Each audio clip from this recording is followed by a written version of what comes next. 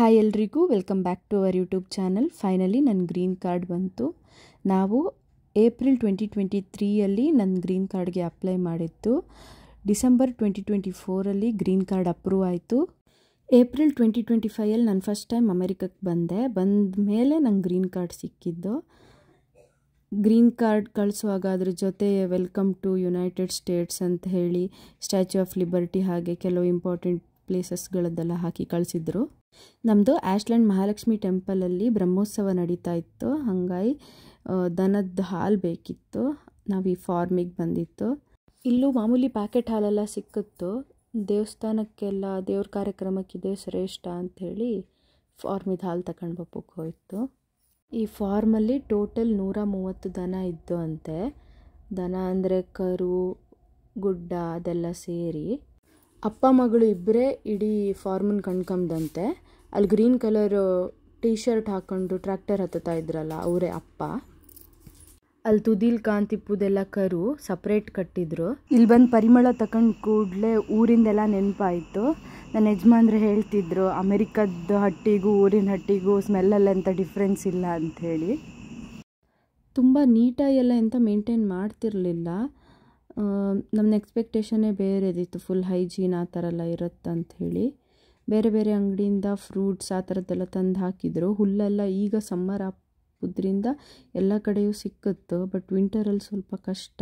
ಅದಕ್ಕೆ ಎಂತ ಮಾಡ್ತೀರಿ ಅಂತೆಲ್ಲ ನಾನು ಅವ್ರ ಹತ್ರ ಕೇಳಿದೆ.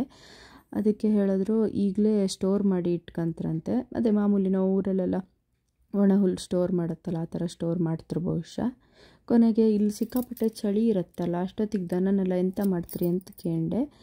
ದನಕ್ಕೆ ಸ್ನೋಯಿಂದ ಎಂಥ ಎಫೆಕ್ಟ್ ಆಗ್ತಿಲ್ಲ ಅಂದರು. ಅವಕ್ಕೆ ಎಫೆಕ್ಟ್ ಹಾಕೋದು ಮೇಯ್ನ್ಲಿ ತುಂಬ ಸಿಕ್ಕಾಪಟ್ಟೆ ಗಾಳಿ ಎಲ್ಲ ಬಂದಾಗ ಅವರಿಗೆ ಇರೋದಕ್ಕೆ ಕಷ್ಟ ಆಗ್ತಂತೆ. 97% ಅಷ್ಟು US ಡೈರಿ ಫಾರ್ಮ್ಸು ಫ್ಯಾಮಿಲಿ ಓನ್ಡು ಮತ್ತು ಅದಕ್ಕೆ ರಿಲೇಟೆಡ್ ಕೆಲಸ ಎಲ್ಲ ಫ್ಯಾಮಿಲಿಯೇ ಮಾಡುತ್ತೋ.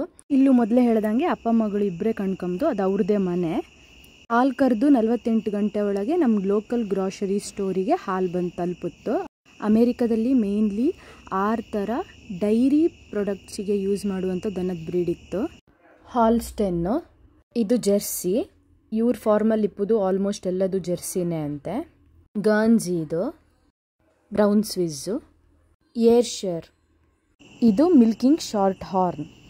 ಇವ್ರ ಆಫೀಸ್ ಒಳಗೆ ಹಾಲು ತಪ್ಪಕ್ಕೆ ಹೋಗಿದ್ದಿದ್ರು. ನಾ ದನನ ಕಂಡು ಕೂಡಲೇ ಮಾತಾಡ್ಸು ಅಂಥೇಳಿ ಹೋದೆ. ಆಗ ಗ್ರೀನ್ ಟೀ ಶರ್ಟ್ ಒಂದು ತೋರಿಸಿದ್ನಲ್ಲ, ಅವ್ರು ನನ್ನ ಬಂದು ಮಾತಾಡ್ಸಿದ್ರು. ಇಂಡ್ಯಾದಲ್ಲಿ ನಿಮ್ಮ ಮನೇಲಿ ದನ ಇತ್ತ ಅಂತೆಲ್ಲ ಕೇಳಿದ್ರು. ನನ್ನ ಕಂಡು ಕೂಡಲೇ ಅವ್ರಿಗೆ ಇಂಡ್ಯಾದವ್ರು ಅಂತ ಗೊತ್ತಾಯಿತು. ಆಮೇಲೆ ನಿಮ್ಮ ಟೆಂಪಲ್ ಯಾವುದಂತ ಕೇಳಿದ್ರು. ನಾನು ಆಶ್ಲ್ಯಾಂಡ್ ಮಹಾಲಕ್ಷ್ಮಿ ಟೆಂಪಲ್ ಅಂತ ಹೇಳಿದೆ. ಒಂದ್ಸಲ ದನನ ಕರ್ಕೊಂಡು ಅಲ್ಲಿಗೆ ಬಂದಿದ್ರಂತವರು.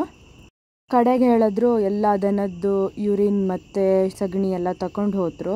ಅದರಿಂದ ಎಂತ ಮಾಡ್ತಾರೇನೋ ಗೊತ್ತಿಲ್ಲ ಅಂತ ಹೇಳ್ತಿದ್ರು. ಅದಕ್ಕೆ ನಾನು ಅಂದ್ಕೊಂಡೆ ಗೋಮಯ ಗೋಮೂತ್ರದೆಲ್ಲ ಇಂಪಾರ್ಟೆನ್ಸ್ ಇವರಿಗೆ ಅಂತ ಗೊತ್ತಿಲ್ಲ ಅಂಥೇಳಿ. ಆಬ್ವಿಯಸ್ಲಿ ಗೊತ್ತಿಪ್ಪುದೂ ಇಲ್ಲ ಬಿಡಿ. ನಂಗೆ ತುಂಬ ಬೇಜಾರಾದ ವಿಷಯ ಅಂತ ಹೇಳಿದ್ರೆ ದನನ ಹಾಲಿಗೆ ಮಾತ್ರ ಅಲ್ಲ ಮಾಂಸಕ್ಕೂ ಯೂಸ್ ಮಾಡ್ತರು. ಅದು ತುಂಬ ಬೇಜಾರಾಯಿತು. ಎಂತ ಮಾಡೋಕ್ಕೂ ಆತಿಲ್ಲ. ಅಮೇರಿಕಾದಲ್ಲಿ ಲೀಗಲ್ ಅದು. ಕೆಲವು ದಿನ ಎಲ್ಲ ಮುಟ್ಟಕ್ಕೆ ಬಿಡ್ತಿದ್ದೋ, ಕೆಲವು ದಿನ ಎಲ್ಲ ಹೆದರ್ಕೊಂತಿದ್ದೋ ಪಾಪ. ನನಗೆ ದನನ ಕಂಡು ಎಷ್ಟು ಖುಷಿ ಆಯಿತು. ಅವ್ರನ್ನ ಕೊಲ್ತ್ರಂತ ಗೊತ್ತಾದ್ಮೇಲೆ ತುಂಬ ಬೇಜಾರಾಯಿತು. But helpless. ಇಲ್ಲಿ ಗ್ರೀನರ್ ಏಕರ್ಸ್ ಫಾರ್ಮ್ ಅಂತ ಇದ್ರ ಹೆಸರು. ಇಲ್ಲಿ ದನದ ಹಾಲು ಜೊತೆ ಕೋಳಿ ಮೊಟ್ಟೆ ಹಾಗೆ ಕಾರ್ನು, ಟೊಮೆಟೊ ಆ ಥರ ಬೇರೆ ಗಿಡಗಳನ್ನು ಎಲ್ಲ ಬೆಳೀತ್ರಂತೆ.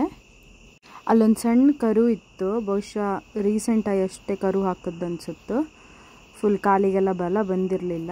ಹಾಗೆ ಜೊತೇಲಿ ಬೇರೆ ಬೇರೆ ಕರುಗಳು ಎಲ್ಲ ಇದ್ದಿತ್ತು. ನಂಗೆ ತಿಳಿದಿರೋ ಅಷ್ಟು ಫಾರ್ಮ್ ಬಗ್ಗೆ ನಿಮಗೆಲ್ಲ ಹೇಳಿದ್ದೆ. Thank you for watching. ಎಲ್ರಿಗೂ ಶೇರ್ ಮಾಡಿ, ಲೈಕ್ ಮಾಡಿ, ಸಬ್ಸ್ಕ್ರೈಬ್ ಮಾಡಿ.